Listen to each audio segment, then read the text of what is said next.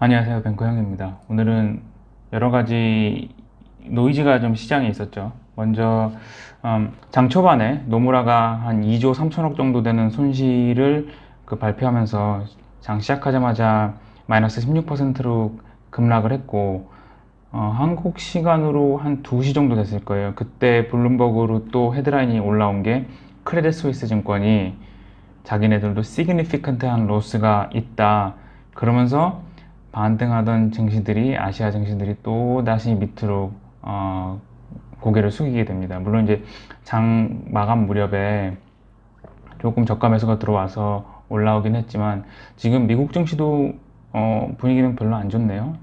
좀 하락하고 있고. 자, 주린이들을 위해서 몇 가지 여기 기사들 이해할 수 있게 좀 키워드들 정리 한번 해보겠습니다. 첫 번째, 블락딜. 시장에 충격을 주지 않기 위해서 매수자를 모집해서 큰 물량을 한 번에 넘기는 것을 블락딜이라고 합니다. 얼마 전에 그 SK 바이오팜이 있었죠. 바이오팜.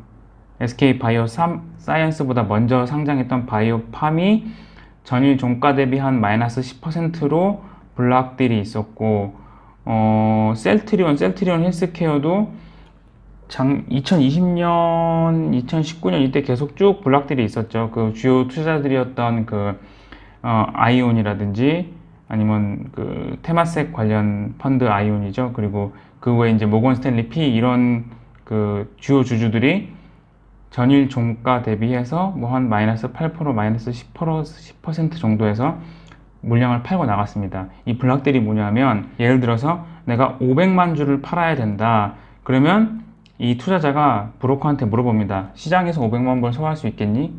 아니, 500만 불 던지면 마이너스 10%, 15% 갈 수도 있어. 오케이.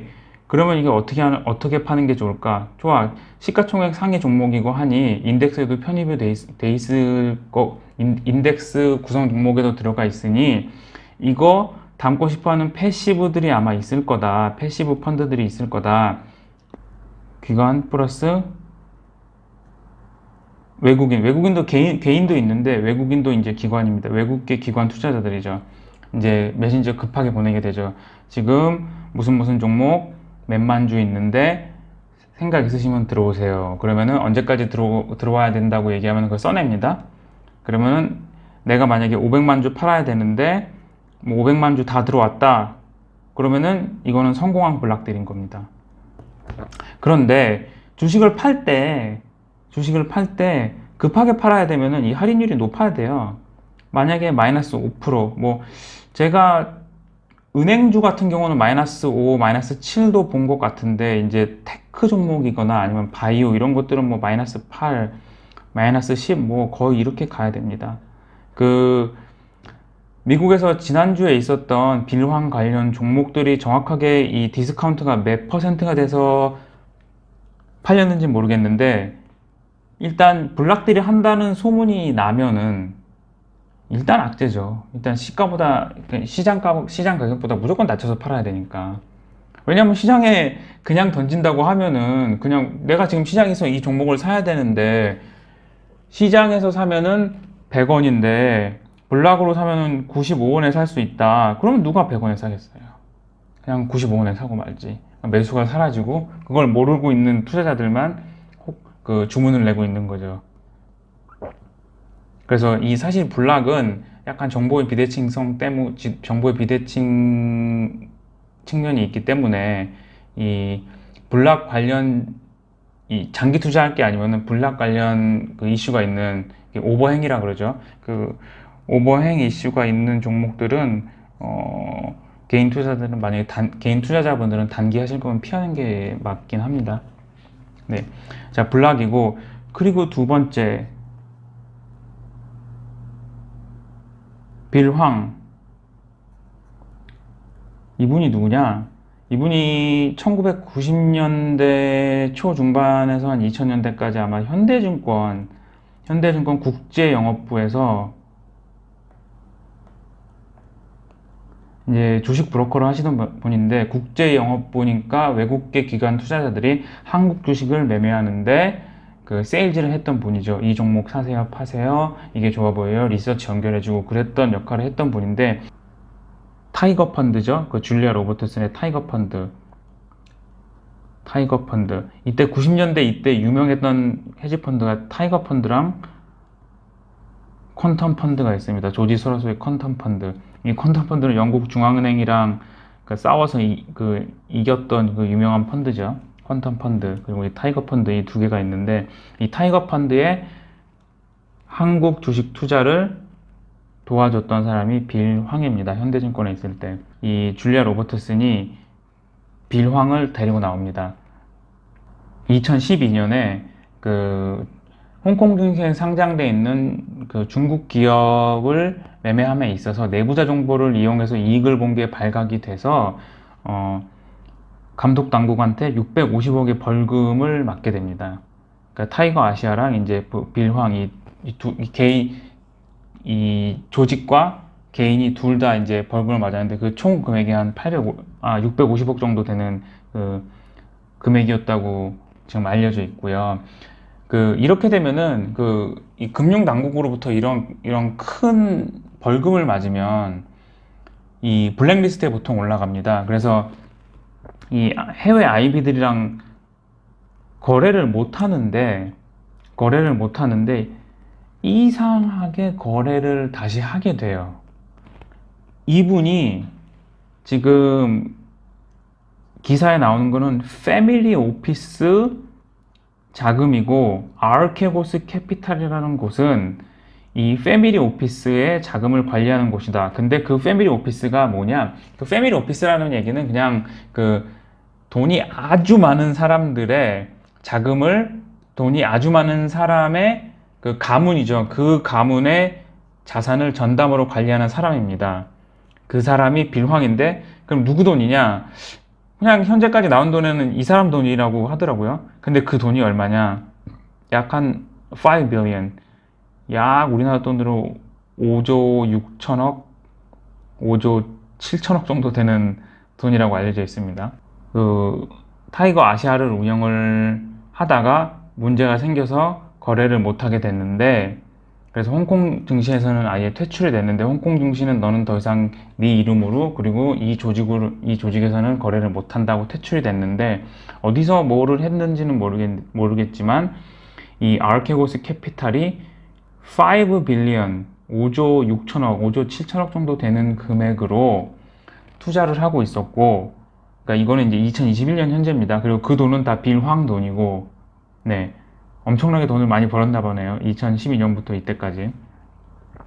그리고 그때 사용한 그 프라임 브로커들이 지금 노무라, 그리고 크레딧 스위스, 그리고 UBS도 이름이 나왔고, 그리고 골드만, 그리고 모건 스탠레이. 이게 지금 일단 5개는 최소한 이름이 나왔어요. 자,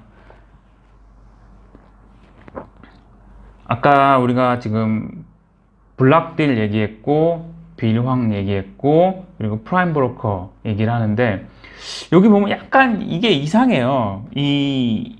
가장 큰 손실을 본 게 지금 일단 현재까지는 노무라고 한 2조 3천억이고, 뭐 골드만하고 모건, UBS 요 세 개는 뭐 큰 손실은 아니었던 것 같아요. 그 기사상으로도 그렇게 그 회사가 휘청할 정도의 큰 손실은 아니다. 노무라가 작년 2020년 한 해에 약 한 2조 정도 벌었다고 나오던데, 기사 보니까. 그럼 한 해 순이익을 다 날리는 거잖아요. 이 거래 하나 때문에. 그리고 크레딧 스위스도 꽤 많은 손실을 본 것 같고, 이걸 보니까 제가 딱 드는 생각이 뭐냐면, 이 투자은행들하고 거래를 하려면 보통 이제 기관들만 하고, 이렇게 아니면 이제 슈퍼 하이넷 웨스죠. 뭐 그냥 구글 같은 데 검색해 보시면 하이넷 웰스 인디비주얼에서 최소 캐시로 한 100만 불, 뭐 11, 2억 정도는 있으면 하이넷 웰스라고 하는데, 사실 하이넷 웰스라고 이제 뭐 메릴 린치나 이런 데 글로벌 웰스 리포트에 나오는 걸 보면 최소 100억 이상. 네. 이 정도로 금융자산을 가지고 있는 사람들을 하이넷웨스로 분류를 하는 것 같더라고요. 저도 여기에 대해서 누가 하이넷웨스인지는 뭐 자세하게는 모르고 그게 사실 중요한 건 아닙니다. 근데 이런 이런 투자 은행들하고 거래를 하려면 기관이거나 아니면 돈이 굉장히 많은 그 개인 투자자여야 하는데, 그리고 개인 이름으로 개설한 게 아니라 아르케고스 캐피탈에 자본금을 넣고 빌황이 그 아르케고스 캐피탈로 거래를 한 거잖아요. 자, 그런데 그럼에도 불구하고 여기 조금 이상해 보이는 거는 뭐냐면, 노무라가 이렇게 프라임이 그렇게 센 데가 아니거든요. 이 프라임 브로커리지가 가장 센 곳은 뭐 미국 은행 중에는 당연히 골드만하고 이제 모건이 가장 세고, 그 다음에 이제 뭐 메릴부터 해서 이제 뭐 쭉쭉 있죠. 뭐 시티도 있고, 그리고 유럽 은행 중에서는 영국 은행 중에는 당연히 이제 바클레이즈가 있고, 그리고 그 외에 이제 스위스 은행 중에서는 UBS가 주식이 세고, UBS 그리고 크레딧 스위스인데, 여기 보시면은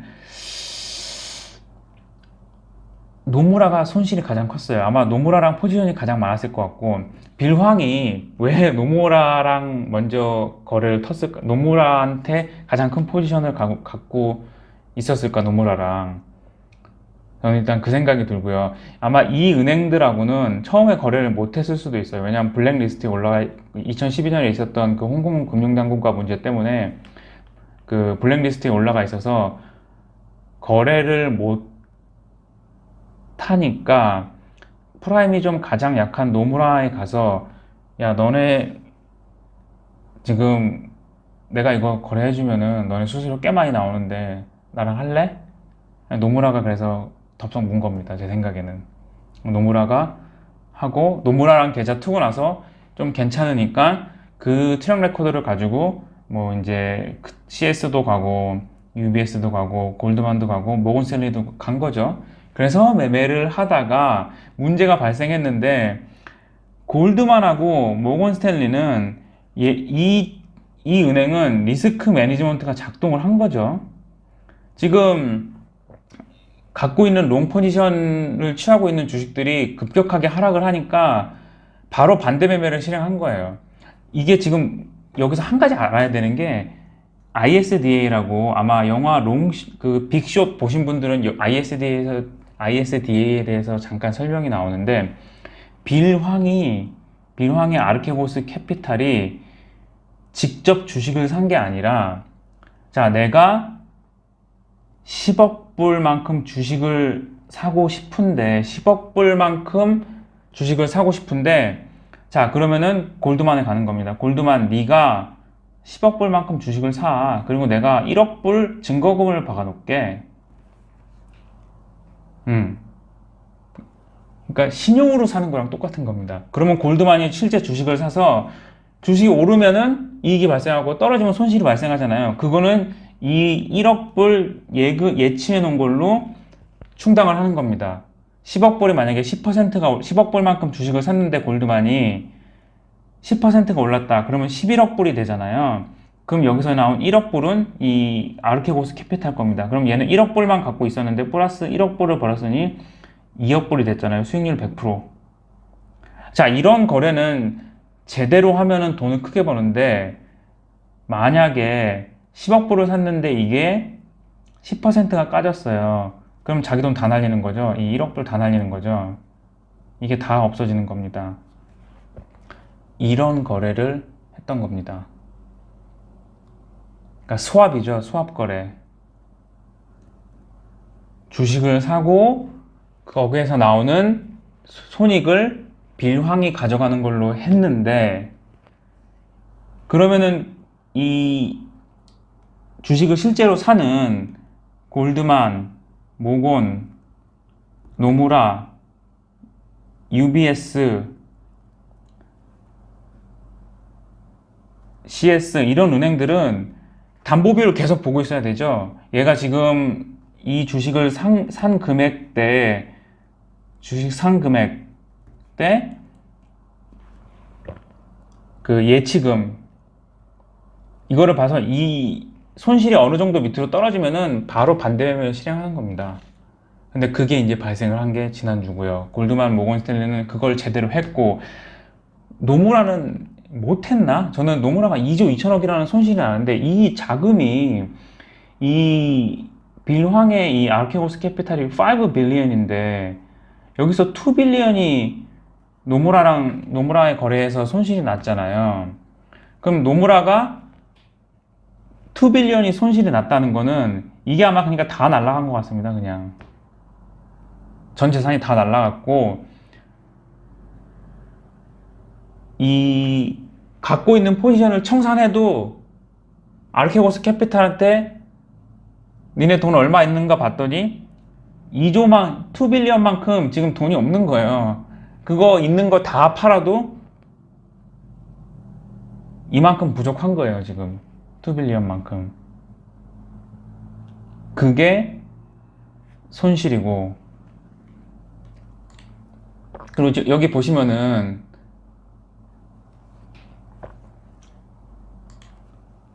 자, 그리고 이제 여기 보시면 이 파이낸셜 타임즈 기사인데, 여기 이제 좀 기사가 좀 자세히 나와 있습니다. 이 은행들이 도대체 KYC를 제대로 했냐? 이 KYC가 뭐냐면 Know Your Customer인데, 고객, 우리나라 말로 하면 고객 확인 제도 뭐 이렇게 번역을 할 수 있을 것 같은데, 이게 굉장히 중요합니다. 그러니까 고객 하나가 은행하고 거래를 하는 거를 이제 IB에서 이제 온보딩이라는 얘기를 쓰는데, 비행기 타는 것도 그 보딩이라고 그러잖아요. 온보딩이라고 하는데, 이거를 하기 위해서 KYC가 필수로 필요한데, 이거 하는 데만 저희 은행도 뭐 한 달, 두 달, 뭐 그 이상도 걸리고 굉장히 깐깐하게 봅니다. 그러니까 무슨 거래를 할 건지, 거래 목적, 그리고 자금 출처, 그거 상세하게 다 그 밝혀야 되고요. 그리고 이제 이스다를 맺어야 되는데, 이스다 맺는 것도 이것도 이제 법률, 물론 표준 계약서긴 하지만 요거부터 시작해서 이스다, 그리고 이제 뭐 플랫폼 사용 계약, 뭐 수많은 법률 걸터 자료들이 있거든요. 거의 뭐 책 한 권이 넘게 나오는데, 그거를 다 완료해야지 거래를 할 수 있게 되는 겁니다. 그 헤지 펀드가 됐던 패밀리 오피스 펀드가 됐던 누가 됐든지 간에. 근데 2012년에 홍콩 금융당국에 의해서 내부자 거래로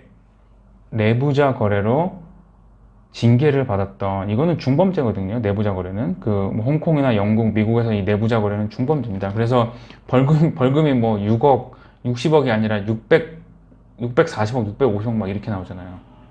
그러니까 그걸로 번 돈의 몇 배를 다 토해내야 되는 겁니다. 그랬는데도 불구하고 이 은행들이, 지금 이 이름 나온 5개 은행들이 거래를 트게 해줬고, 그리고 일부 은행들은 리스크 관리에도 실패를 했고, 이 5 빌리언이 5 빌리언 밖에 없는 아르케고스 캐피탈한테 취할 수 있는 포지션이 뭐 지금까지 그 기사에서는 15 빌리언, 그러니까 3배 그 이상, 뭐 50 빌리언이라는 얘기도 있고, 50 빌리언에서 10%까지면은 5 빌리언 날라가는 거잖아요. 그리고 20%까지면은 10 빌리언 날라가는 건데, 그러면 이제 5 빌리언 다 날라가고 마이너스 5 빌리언의 빚이 생기는 거겠죠. 거의 지금 이 상황이 아닌가. 그래야지 노무라 하나가 손실 나는 게 2 빌리언이 말이 되잖아요. 이 상황이 아닌가. 저도 좀 굉장히 의아합니다. 어떻게 이런 일이 발생할 수 있는지. 그러니까 그 골드만하고 모건에서는 반대 매매라도 제대로 해서 손실을 최대한 줄였는데, 자기들이 이제 받을 수 있는 그 회수해야 되는 금액을 줄였는데, 노무라 크레딧 스위스에서는 이걸 못한 건지 안 한 건지, 네, 그렇습니다. 영상이 길어졌네요. 네. 긴 영상 시청해주셔서 감사합니다. 궁금하신 점 있으면 댓글 달아주시면 제가 아는 한도 내에선 설명을 해드리도록 하겠습니다. 제가 주린이용 버전으로 좀 쉽게 설명을 했는데, 이해가 되셨나 모르겠네요. 긴 영상 시청해 주셔서 감사합니다. 혹시 궁금하신 점이 있으시면 댓글 달아주시면 제가 아는 한도 내에서 답변 드리도록 하겠습니다.